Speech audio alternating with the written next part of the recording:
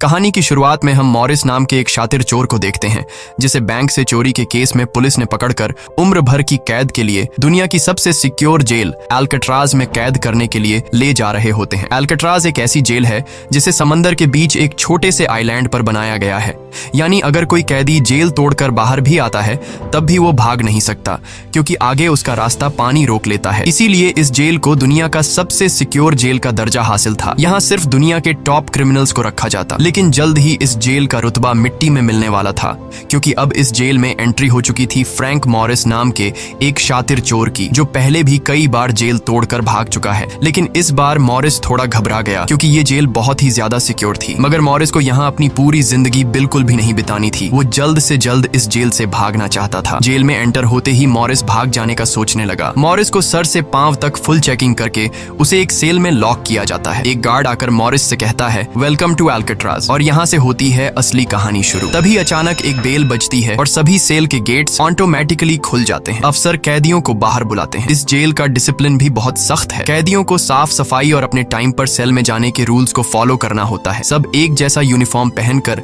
Line में breakfast खाने आ जाते हैं। मॉरिस के सामने लिटमस नाम का एक कैदी होता है। मॉरिस पूछता है कि मुझे तो कांटा ही नहीं मिला, अब मैं नूडल्स कैसे खाऊंगा। लिटमस उसे कहता है, अबे ये तेरा घर नहीं है, जो तुझे मिला है उसे चुपचाप खा ले। तभी वुल्फ नाम का एक खतरनाक कैदी मॉरिस को चिढ़ाने लग जाता है। वुल्फ से जेल में हर एक कैदी तंग था। वो यहाँ हर एक कैदी पर अपनी मनमानी चलाता था और उस पर बलात्कार के ढेर सारे केस भी हैं। इस जेल में एक से बढ़कर एक खतरनाक कैदी रखे जाते हैं। यहाँ लिटमस मॉरिस से थोड़ा खाना मांगता है और इस दौरान मॉरिस उसे अपनी प्लेट दे देता है। जब मॉरिस टेबल के नीचे से देखता है तो उसे पता चलता है कि लिटमस खुद खाना नहीं खा रहा बल्कि वो चूहे को दे रहा है। रात को एक गार्ड मॉरिस को वार्डन के पास लेके जाता है। जब मॉरिस वार्डन के ऑफिस में पहुंचता है तो वार्डन मॉरिस से कहता है कि मैं जानता हूं कि तुम बहुत ही शार्प माइंड हो और बहुत इंटेलिजेंट भी हो, लेकिन वो सब यहाँ किस काम का, क्योंकि तुम्हारे जैसे यहाँ कितने आए और गए पर यहाँ से कोई बच नहीं पाया। यहाँ कैदी बहुत ही स्ट्रिक्ट रूल्स फॉलो करते हैं। 2 महीने में एक बार ही कोई तुमसे मिलने आ सकता है और वो भी तब अगर मेरा मूड अच्छा हो। वार्डन बहुत ही सख्त इंसान है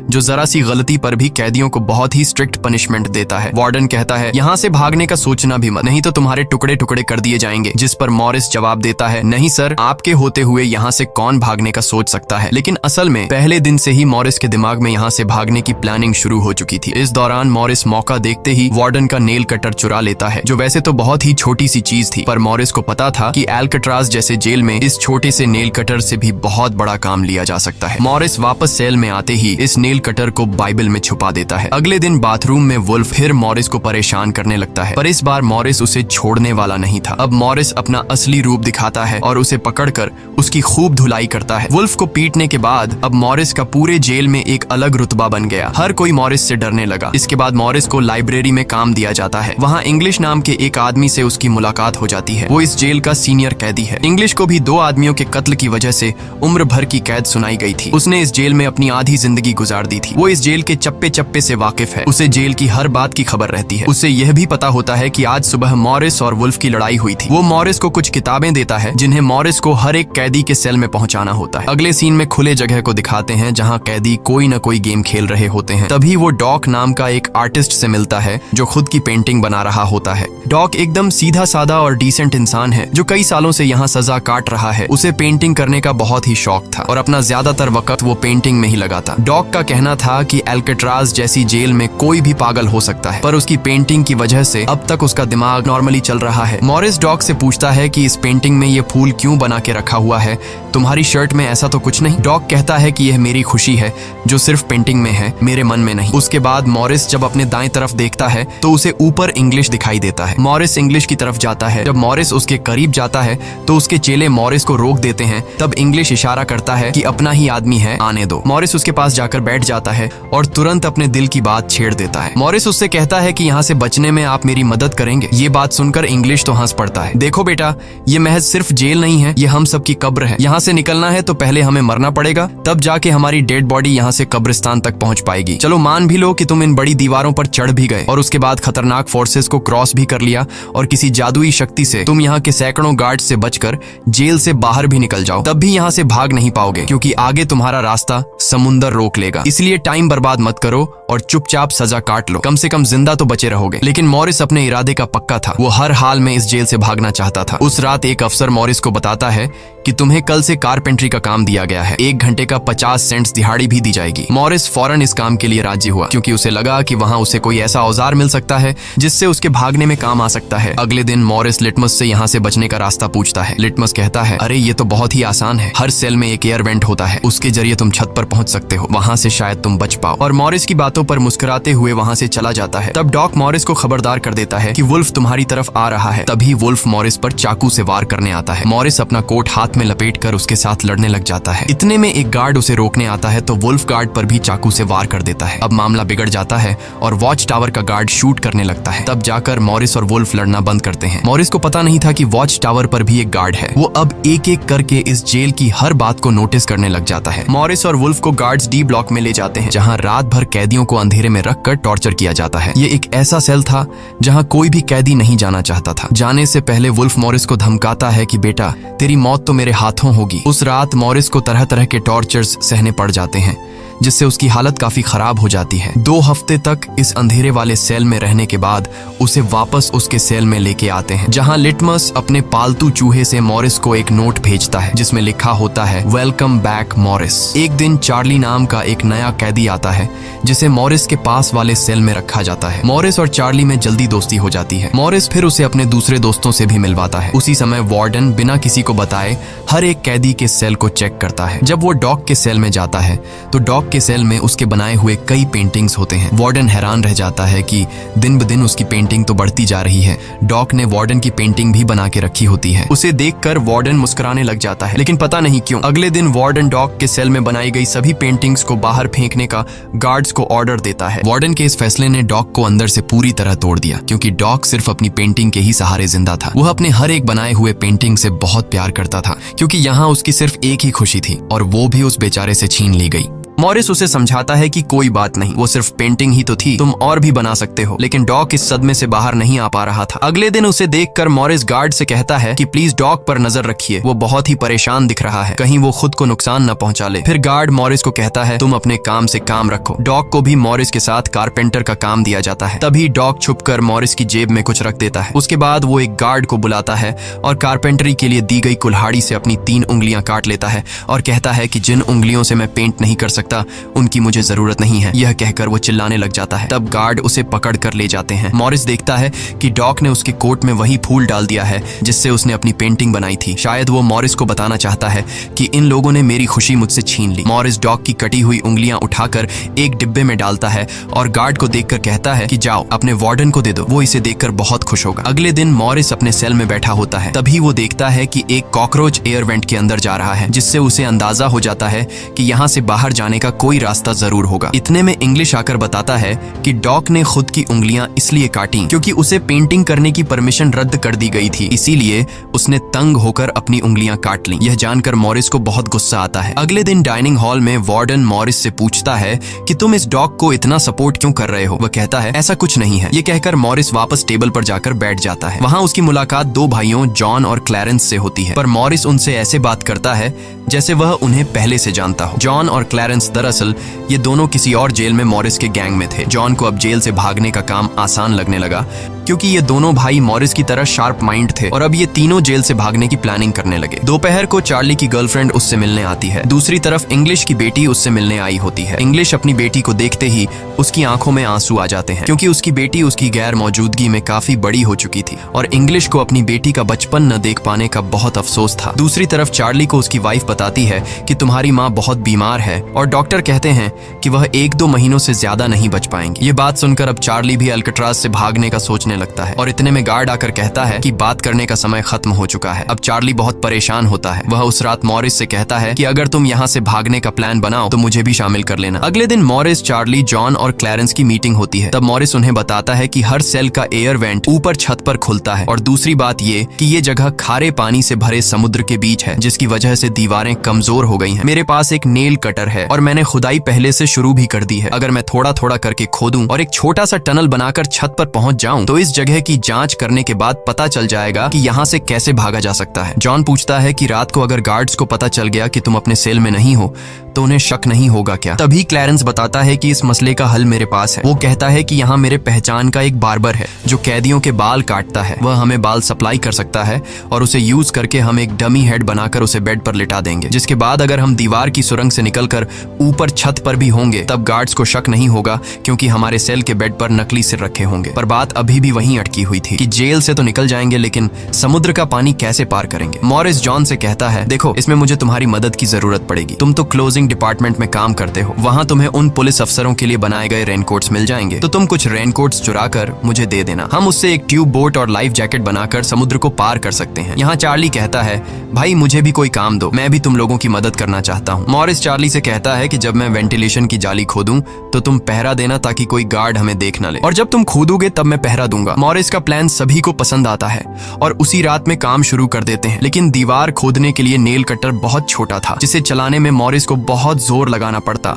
और मॉरिस को दीवार खोदने में काफी मुश्किल हो रही थी। उसके हाथ में कहीं छोटे भी आई, लेकिन वो धीरे धीरे उस होल को खोदने लगता है। अगले दिन वो खाने के टेबल पर अपने दोस्तों से कहता है कि मुझे खुदाई के लिए एक बड़े औजार की जरूरत है, नेल कटर से दीवार खुरेदना बहुत मुश्किल हो रहा है। तभी मॉरिस ने अपने हाथ में चम्मच को देखते हुए उसके दिमाग में एक आइडिया आया। वो जानबूझकर चम्मच को अपने जूते पर घिसकर उसे गंदा कर देता है। उसके बाद मॉरिस ने गार्ड को बुलाया और कहा कि ये चम्मच गंदा है, मुझे दूसरा चम्मच दो। बाकी लोगों ने भी गार्ड से उनका चम्मच बदलने की रिक्वेस्ट की। गार्ड को इसमें कोई गड़बड़ नहीं लगी और उसने फौरन चम्मच बदलने की इजाजत दे दी, जिसके बाद वह सीधा टेबल की तरफ बढ़ता है जहां एक और सिक्योरिटी गार्ड सीट पर बैठा होता है। पर जैसे ही वह टेबल पर रखे हुए चम्मच बदलने लगता है तो जॉन ने वहां मौजूद गार्ड को बातों में उलझा लिया, जिसका फायदा उठाते हुए मॉरिस ने एक के बजाय 2 चम्मच उठा लिए और एक को जेब में छुपाकर रख दिया, जिसके बाद वह सीधा अपने सेल में चला जाता है। रात को इंग्लिश उसे बुक देने आता है तो मॉरिस पूछता है कि क्या यहाँ पर वेल्डिंग करने वाला कोई इक्विपमेंट मिलेगा? इंग्लिश समझ जाता है कि मॉरिस के सिर पर अब भी जेल से भाग निकलने का भूत सवार है। वह कहता है कि मैं तुम्हें पहले भी बता चुका हूँ कि तुम्हारी कोशिश बेकार हो जाएगी, क्योंकि तुम पकड़े जाओगे और शायद अपनी जान भी गंवा दोगे। इतने सालों में मुझे कभी भागने का ख्याल नहीं आया, क्योंकि मैं जानता हूँ ये इम्पॉसिबल है, लेकिन तुम जिद्दी हो तो मैं क्या कर सकता हूँ, करो कोशिश। लेकिन मॉरिस को उसकी वार्निंग का कोई फर्क नहीं पड़ता। वह अगले दिन लिटमस से माचिस मांगता है और कहता है कि अगर आप मेरी मदद करेंगे तो मैं आपके चूहे को अपने हिस्से का खाना हर रोज दूंगा। लिटमस खुश होकर ये डील मान जाता है, क्योंकि लिटमस को चूहा बहुत पसंद था। उसी रात लिटमस मॉरिस को अपने माचिस पास कराता है। मॉरिस नेल कटर के एक हैंडल को निकालता है, जिससे वह एक छोटा सा बेलचा बनाने जा रहा होता है। फिर वह चम्मच को तोड़कर नेल कटर की हैंडल से जोड़ लेता है। फिर माचिस चलाकर दोनों को अच्छी तरह से वेल्ड करके एक नुकीला औजार तैयार कर लेता है। बस फिर क्या था, वो वेंट के चारों ओर खुदाई शुरू करता है। चार्ली पहरा देता है। अगर कोई गार्ड उस तरफ आया तो वह तुरंत सीटी मारकर मॉरिस को सिग्नल देगा, पर पहरा देते देते चार्ली की आंख लग जाती है और तभी वहां पर एक गार्ड आता है। पर खुशकिस्मती से ऐन वक्त पर इंग्लिश ने बीच में आकर उस गार्ड का ध्यान भटकाया और दूसरी तरफ इंग्लिश की बातचीत सुनते हुए चार्ली की भी आंख खुल गई, लेकिन टेंशन में वह सीटी भी नहीं मार पाता। जिसके बाद वह कोई चीज गिरा देता है तो मॉरिस उसका इशारा समझकर वेंट को कवर करके बेड पर लेट जाता है। गार्ड पूछता है कि यहाँ कुछ जलने की स्मेल आ रही है। मॉरिस कहता है, सर आपके रहते मजाल है कि कोई स्मोक करेगा, मुझे तो कोई बू नहीं आ रही है। उस गार्ड को भी ठंडक पहुंचती कि चलो कोई तो मेरी कदर करता है। उसके जाते ही मॉरिस वेंट के चारों ओर कंक्रीट निकाल देता है, लेकिन वो देखता है कि वेंटिलेशन जाली के साथ पेच भी घुसे गए हैं, जिसे काटने के लिए कोई शार्प औजार लगेगा। इस दौरान मॉरिस को जब भी बाहर जाने का मौका मिलता तब वह ग्रिल से निकली हुई सीमेंट को चुपचाप बाहर गिरा देता। अगले दिन कारपेंटर का काम करते हुए वह एक मेटल उठा लेता है जो चाकू की तरह शार्प है, लेकिन चार्ली उसे कहता है कि मेटल डिटेक्टर से बचकर तुम्हें इसे बाहर कैसे लेके जाओगे। मॉरिस बहुत ही कॉन्फिडेंस से कहता है कि वो सब मैं देख लूंगा। जब मॉरिस बाहर जाता है तो दरवाजे पर मेटल डिटेक्टर बजने लगता है। दरअसल मॉरिस मेटल को हाथ में उठा लाया था। गार्ड पूछता है कि ये क्यों लेके जा रहे हो? मॉरिस कहता है, सर वो मैंने सोचा कि कपड़े टांगने के लिए इसे यूज करूंगा। गार्ड कहता है, ज्यादा होशियार मत बनो और वो मुझे दे दो। ये कहकर गार्ड वो मेटल उससे ले लेता है और मॉरिस को पूरी तरह चेक करके जाने देता है, लेकिन अपना हीरो तो हीरो है। दरअसल उसने 2 मेटल चुराए थे, एक हाथ में लाया था और दूसरा शूज में छुपा के रखा हुआ था। उस शार्प मेटल से वह ग्रिल को काट लेता है। अब बारी आती है गार्ड्स को चकमा देने के लिए नकली सिर बनाने का, जिसके लिए ये चारों अपनी जिम्मेदारी का काम करते हैं। चार्ली गार्ड से थोड़ा पेंट मंगवाता है। वो गार्ड से कहता है कि मुझे आर्ट बनाने का शौक है। गार्ड भी इनकार नहीं करता और पेंट उसको ला कर दे देता है। मॉरिस उस होल से निकाले गए कंक्रीट को पीसकर एक पाउडर बनाता है। जॉन नाई की दुकान से बाल इकट्ठा करके लाता है और क्लैरेंस लाइब्रेरी से पुरानी किताबें इकट्ठा कर लेता है। सारा सामान इकट्ठा होने के बाद मॉरिस पानी और पुराने मैगजीन का इस्तेमाल करके एक डमी सिर बनाने लगता है, जिसके ऊपर पेंट और नकली बाल लगाकर बिल्कुल रियल दिखने वाला एक नकली सिर तैयार कर लेता है। साथ ही साथ मॉरिस ने अपने प्लान को और मजबूत करने के लिए नकली कार्डबोर्ड बनाए जिससे कोई शक नहीं कर पाएगा कि सामने की दीवार में किसी ने सुरंग बनाई है। एक रात मॉरिस ने अकेले ही ऊपर जाने का फैसला किया, जिसके लिए उसने अपनी बनाई गई नकली खोपड़ी को बेड पर रखा और उसे गर्दन तक कंबल से ढक लिया, जिसके बाद वह नकली कार्डबोर्ड लेकर सुरंग से बाहर निकल आता है। वहां मॉरिस पाइप्स को पकड़कर धीरे धीरे ऊपर छत पर चढ़ जाता है। दूसरी तरफ चार्ली बाहर पहरा दे रहा होता है। छत पर पहुंचने के बाद मॉरिस देखता है कि वहां ऊपर एक लोहे का ग्रिल है जिस तक वह कूद कर भी नहीं पहुंच पाता। इसी बीच एक गार्ड आता है और चार्ली से पूछता है कि इतनी देर रात तक तुम पेंट क्यों कर रहे हो और तुम्हारा दोस्त मॉरिस आज इतनी जल्दी क्यों सो गया। चार्ली कहता है कि जी सर, आज मॉरिस कारपेंट्री का काम करते हुए थक गया था, इसलिए वह जल्दी सो गया। तभी अचानक गार्ड के हाथ से उसकी लाठी नीचे गिर जाती है। उसे उठाते हुए वो देखता है कि मॉरिस के बाल बहुत अजीब दिख रहे हैं। अब चार्ली डर के मारे कांपने लगता है कि आज तो काम से गए। गार्ड मॉरिस के सेल के अंदर हाथ घुसाकर उसके बाल टच करता है तो मॉरिस पूछता है, क्या हुआ सर, मेरे बाल इतने खूबसूरत हैं क्या। लकीली एन वक्त पर मॉरिस नीचे आकर वहां लेट गया था। अगले दिन मॉरिस अपने साथियों को बताता है कि छत पर एक रास्ता है, लेकिन उसे एक ग्रिल से बांध के रखा हुआ है और वह ग्रिल बहुत ऊंचाई पर है। मुझे एक और साथी की मदद चाहिए। तब जॉन कहता है कि मैंने अपना वेंट पूरी तरह खोद दिया है, आज रात मैं भी वहां पहुंच जाऊंगा, दोनों मिलकर ग्रिल को खोलेंगे। उसी रात मॉरिस और जॉन अपने वेंट्स के जरिए छत पर पहुंच जाते हैं। जॉन मॉरिस को उठाता है और मॉरिस ग्रिल को पकड़ लेता है। जॉन देखता है कि यह लोहे का ग्रिल बहुत ही मजबूत है और उसे पूरी तरह से वेल्ड किया गया है। उसे निकालने का एक ही रास्ता है और वह है इसे ड्रिल मशीन से काटना। अगले दिन म्यूजिक क्लास में सभी अपनी अपनी मर्जी का इंस्ट्रूमेंट बजा रहे होते हैं। तभी मॉरिस की नजर वहां रखे एक छोटे से पंखे पर पड़ती है, जिसे देखकर मॉरिस को लगता है कि वह इस पर काम करके एक ड्रिल मशीन बना सकता है, जिसके लिए वह चार्ली से कहता है कि तुम किसी तरह करके इस पंखे को यहाँ से छुपा लो। चार्ली बड़ी आसानी से इस छोटे से पंखे को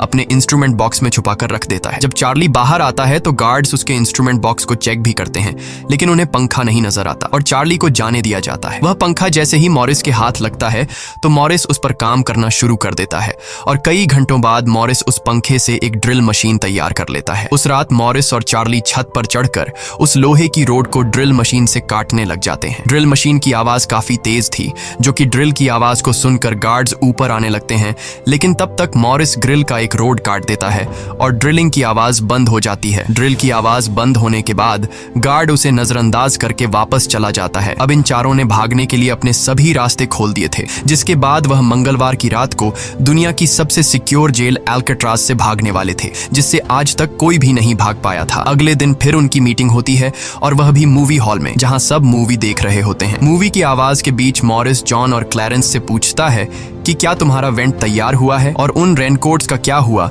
जिससे हम ट्यूब बोट्स और लाइफ जैकेट्स बनाने वाले थे। वह बताते हैं कि सब तैयार है, हमारा डमी सिर भी एकदम रेडी है, बस बच निकलने की देरी है। अगली सुबह नाश्ते के दौरान मॉरिस ने डॉग की दिए हुए फूल को टेबल पर रखा। वार्डन ने जब इस फूल को देखा तो वार्डर उनकी टेबल पर आकर वहां रखे हुए फूल को मसल देता है। ये देखकर लिटमस को बहुत गुस्सा आता है, क्योंकि ये फूल डॉग का फेवरेट था और डॉग मर चुका था। लिटमस तो गुस्से में उस पर हमला करता है कि एक तो तुमने डॉग को मार दिया और दूसरी तरफ तुम उसकी दी गई एक छोटी सी निशानी को भी नहीं छोड़ रहे हो। लेकिन जैसे ही वह वार्डन पर हमला करता है, उसे अचानक हार्ट अटैक आ जाता है और वह नीचे गिर पड़ता है। मॉरिस को वार्डन पर बहुत गुस्सा आता है और चारों उसी रात बच निकलने का फैसला करते हैं। मॉरिस आधी रात का इंतजार कर रहा होता है ताकि गार्ड्स का पहरा जरा कमजोर हो जाए तो हम आसानी से बच निकल पाएंगे। तभी मॉरिस के सेल में इंग्लिश उसे कुछ बुक्स देता है तो मॉरिस कहता है कि आखिरी बार तुमसे हाथ मिलाना चाहता हूँ। इंग्लिश समझ जाता है कि मॉरिस ने यहाँ से बचने का पक्का प्लान बना लिया है। वह चुपचाप यहाँ से चला जाता है, लेकिन फिर जो होता है वह मॉरिस ने बिल्कुल भी नहीं सोचा था। वार्डन अचानक उसके सेल को चेक करने आता है, जैसे वार्डन को किसी ने उसके प्लान के बारे में बता दिया हो। मॉरिस बहुत ज्यादा घबरा जाता है, क्योंकि इतने महीनों की मेहनत के बाद उसकी मेहनत पर पानी फिरने वाला था। वार्डन ने मॉरिस के सेल के हर एक कोने को चेक करने का हुक्म दिया। गार्ड मॉरिस के सेल की हर एक चीज को चेक करता है, लेकिन मॉरिस कोई आम कैदी नहीं था कि उसने कोई छोटा मोटा प्लान बनाया था, बल्कि उसने एकदम साफ और परफेक्ट प्लान बनाया था, जिसे वार्डन तो क्या बल्कि वार्डन का दादा भी नहीं पकड़ सकता था। यहाँ तक कि गार्ड ने जब खास उस जगह से सूटकेस हटाया जहां मॉरिस ने सुरंग करके भागने का रास्ता बनाया था, तो वहां भी मॉरिस नहीं पकड़ा गया, क्योंकि उसने पहले से ही एक नकली कार्डबोर्ड बनाकर दीवार में बिल्कुल बारीकी से फिट कर लिया था। जब वहां कुछ नहीं मिलता तो वार्डन और गार्ड चले जाते हैं, लेकिन गार्ड बताता है कि मॉरिस और चार्ली रात भर बातें करते रहते हैं, मुझे तो दाल में कुछ काला लग रहा है। वार्डन कहता है ठीक है, कल तुम मॉरिस का सेल चेंज कर दो, जिससे वो दोनों न साथ रहेंगे और न ही बात कर पाएंगे। अगले दिन ब्रेकफास्ट के टाइम पर वुल्फ मॉरिस को फिर धमकाता है और मॉरिस से कहता है कि आज रात तुम्हारी आखिरी रात होगी। मॉरिस अपने साथियों से कहता है कि यह गधा ठीक कह रहा है, आज रात यहाँ मेरी आखिरी रात ही होगी। लेकिन दोपहर को ही वुल्फ मॉरिस पर चाकू से वार करने जाता है। तभी इंग्लिश बीच में आकर वुल्फ को पकड़ लेता है। दरअसल इंग्लिश भी मॉरिस की मदद करना चाहता है, वह कामयाब हो या ना हो, लेकिन इंग्लिश मॉरिस के काम में मदद करना चाहता है। उस रात मॉरिस, जॉन, क्लैरेंस और चार्ली ने अपने अपने वेंट के रास्ते से निकलकर ऊपर छत पर मिलने का फैसला किया। यहाँ तो चार्ली अपने साथियों के साथ भागने के लिए राजी हो जाता है, लेकिन फिर जैसे ही वह सेल में पहुंचता है तो उसे घबराहट होने लगती है। सेल में अकेला बैठकर उसने प्लान में शामिल ना होने का फैसला किया और उसके बाकी 3 साथी अपने अपने वेंट के रास्ते से निकलकर ऊपर छत तक पहुंच जाते हैं। वह तीनों काफी देर तक चार्ली का इंतजार करते हैं, लेकिन काफी टाइम गुजरने के बाद जब उन्हें लगता है कि चार्ली नहीं आएगा तो वह चार्ली को छोड़कर निकलने का फैसला कर लेते हैं। वह तीनों अपने प्लान के मुताबिक आगे बढ़ने लगे, लेकिन इधर चार्ली की आंखों के सामने उसकी आजादी का सपना दूर होता जा रहा था। वह तीनों धीरे धीरे सर्चलाइट से छुपकर भागने लगे। इस तरह से वह छुप छुप कर बिल्डिंग के एंड पर पहुंच जाते हैं। तभी सेल में बैठे चार्ली के दिल में जोश आता है और वह भी भागने का इरादा कर लेता है। वह अपने वेंट के रास्ते से निकलकर ऊपर छत तक पहुंच जाता है, लेकिन अब बहुत देर हो चुकी थी क्योंकि वह अकेला वहां ऊपर के उस दरवाजे तक नहीं पहुंच पा रहा था। यानी उसने अपनी आजादी का मौका डर की वजह से गंवा दिया। दूसरी तरफ वह तीनों छत पर पाइप से लटक कर नीचे जमीन पर आ जाते हैं और टावर में बैठे सिक्योरिटी गार्ड की नजरों से बचते हुए जेल की आखिरी दीवार तक पहुंच जाते हैं। और फिर वह तीनों बारी बारी उस फेंस की दीवार पर चढ़कर जेल से बाहर निकल आते हैं। अब वह तीनों तेजी से दौड़ते हुए समंदर के किनारे आ गए। फिर वह तीनों रेनकोट को निकालकर उसमें मुंह के जरिए हवा भरने लग जाते हैं। मुंह से भरने में उन्हें काफी टाइम लग रहा था, लेकिन इसके अलावा उनके पास कोई दूसरा रास्ता नहीं था। इसीलिए वह तीनों अपनी पूरी जान लगाकर जैसे तैसे करके रेनकोट से बनी ट्यूब बोट को आखिरकार फुला देते हैं और बोट को पानी में डाल देते हैं। इस तरह से यह तीनों अल्काट्राज के रुतबे को मट्टी में मिलाते हुए भाग जाते हैं। अगली सुबह एक गार्ड हर सेल को चेक कर रहा होता है। शुरुआत में गार्ड को सब कुछ नॉर्मल दिखाई देता है, लेकिन जब वो चार्ली के पास पहुंचते हैं तो चार्ली अपने सेल में भूत की तरह खड़ा होता है और दिल ही दिल में खुद को ताने दे रहा होता है कि काश कल रात को थोड़ा सा हिम्मत जुटा लेता तो शायद बाकी लोगों के साथ बच निकल जाता। गार्ड पूछता है कि तुम्हारा दोस्त यह इतनी देर तक क्यों सो रहा है। यह कहकर वो मॉरिस के सेल में जाकर उसे आवाज देता है, लेकिन मॉरिस की तरफ से कोई जवाब नहीं मिलता तो गार्ड को गुस्सा आता है और वो सेल खोलकर उसे बालों से पकड़कर उठाने की कोशिश करता है। लेकिन जब गार्ड उसे जोर से ऊपर की तरफ खींचता है तो सिर नीचे गिर जाता है। यह देखकर गार्ड के पैरों तले जमीन ही खिसक गई, क्योंकि मॉरिस अब सेल में नहीं बल्कि बाहरी दुनिया के मजे ले रहा है। बेड पर तो उसने अपना डमी हेड छोड़ दिया था, जिसके बाद पूरे अल्काट्राज में सायरन बजने लग जाते हैं। पूरे जेल में यह बात फैल गई कि जेल से कुछ कैदी भाग चुके हैं, जिसके बाद वार्डन जेल के चप्पे चप्पे में उन तीनों को ढूंढने लगता है। जब वो तीनों जेल के अंदर नहीं मिलते तो वार्डन समुद्र में एक सर्च ऑपरेशन चलाता है। वार्डन को यकीन नहीं होता कि वो तीनों बच निकल गए। उसे लगता है कि जरूर तीनों पानी में मरे होंगे, पर अंदर ही अंदर वार्डन जानता था कि वो तीनों बहुत ही स्ट्रांग थे। उन तीनों ने समुद्र के पानी को पार करके अब आजादी का सांस ले रहे होंगे। वार्डन से हेडक्वार्टर के अफसर सवाल पे सवाल उठा रहे होते हैं, तुम क्या सो रहे थे जब वो तीनों बच निकले। वार्डन बहुत ही टेंशन में होता है, लेकिन तभी वहां पर वार्डन को डॉग का वही फेवरेट फूल मिलता है। इसका मतलब ये था कि मॉरिस वार्डन से डॉग का बदला भी लेना चाहता था। तब सर्च टीम का हेड आकर बताता है कि सर, हर तरफ सर्च हो चुका है, लेकिन उनकी बॉडीज नहीं मिली। अब वार्डन अपनी नौकरी और खुद की इमेज बचाने के लिए उसे कहता है कि जैसा मैं कहता हूँ वैसे रिपोर्ट लिखो कि उन तीनों ने बचने की कोशिश की, लेकिन वो तीनों पानी में डूबकर मर गए। लेकिन वॉल्टन की इस बात पर किसी को भी भरोसा नहीं हुआ, जिसके बाद मॉरिस अल्काट्राज जेल तोड़ने से पूरी दुनिया में जीनियस के नाम से मशहूर हुआ। इस घटना के 1 साल के बाद अल्काट्राज जेल को बंद कर दिया गया, क्योंकि अब इसकी कोई गारंटी नहीं थी कि यहाँ से कोई बच नहीं सकता। इस तरह से सच्ची कहानी पर बनाई गई ये फिल्म खत्म हो जाती है। अगर वीडियो आपको अच्छी लगी हो तो हमारे चैनल को सब्सक्राइब और वीडियो को लाइक जरूर कीजिएगा।